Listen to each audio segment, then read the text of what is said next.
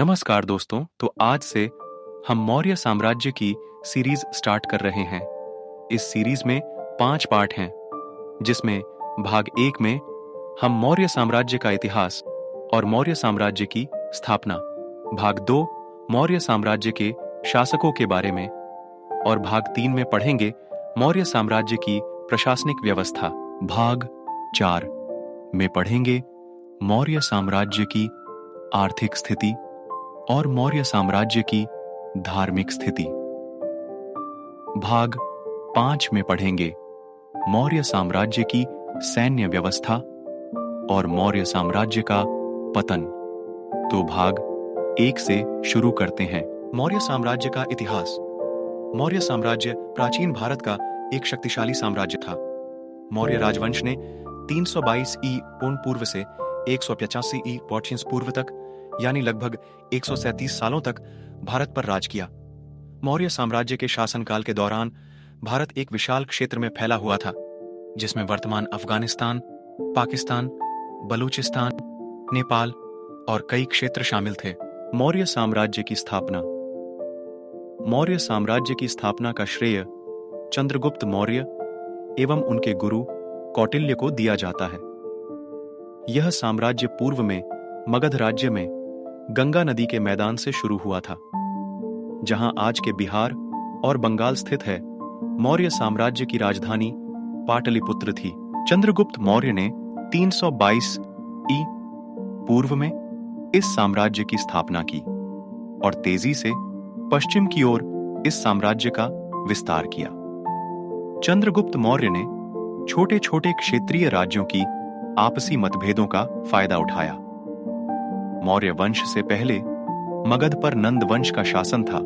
उस समय मगध एक शक्तिशाली राज्य के रूप में उभरा, जिसका शासन नंद वंश के शासक धनानंद के हाथों में था। 325 ई पूर्व में संपूर्ण उत्तर पूर्वी भारत पर सिकंदर का शासन था। जब सिकंदर पंजाब पर चढ़ाई कर रहा था, तब एक ब्राह्मण मगध के शासक को साम्राज्य विस्तार में प्रोत्साहित करने के लिए आया। यह ब्राह्मण और कोई नहीं बल्कि चाणक्य था। राजा धनानंद ने चाणक्य को एक तुच्छ ब्राह्मण कहकर उन्हें अपने राज दरबार में अपमानित किया। अपने इस अपमान का चाणक्य के हृदय पर बहुत गहरा प्रभाव पड़ा। उसी राज दरबार में उन्होंने प्रतिज्ञा की कि वह धनानंद को सबक सिखाकर रहेंगे। लेकिन इस कार्य के लिए उन्हें एक सच्चे, साहसी और निडर योद्धा की तलाश थी।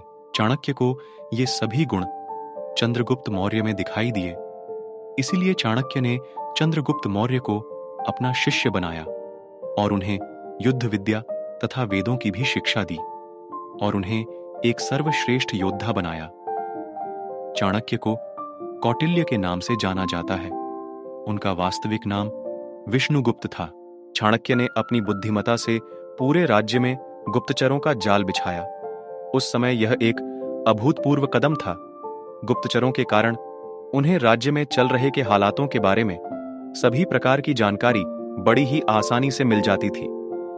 आचार्य चाणक्य ने यूनानी आक्रमणकारियों को मार भगाने के लिए चंद्रगुप्त मौर्य को तैयार किया। इस कार्य में चंद्रगुप्त मौर्य को गुप्तचरों के माध्यम से बहुत सहायता मिली। मगध के आक्रमण में चाणक्य ने मगध में कई गृह युद्ध को उकसाया। उसके गुप्तचरों ने नंद के अधिकारियों को रिश्वत देकर उन्हें अपने पक्ष में कर लिया। इसके बाद नंद ने अपना पद छोड़ दिया और चंद्रगुप्त मौर्य को विजय प्राप्त हुआ। नंद को निर्वासित जीवन जीना पड़ा। इस वीडियो में इतना ही। मिलते हैं अगली वीडियो में। तब तक के लिए बाय। एक छोटी सी रिक्वेस्ट, A1 नॉलेज को सब्सक्राइब करना न भूले। टाटा।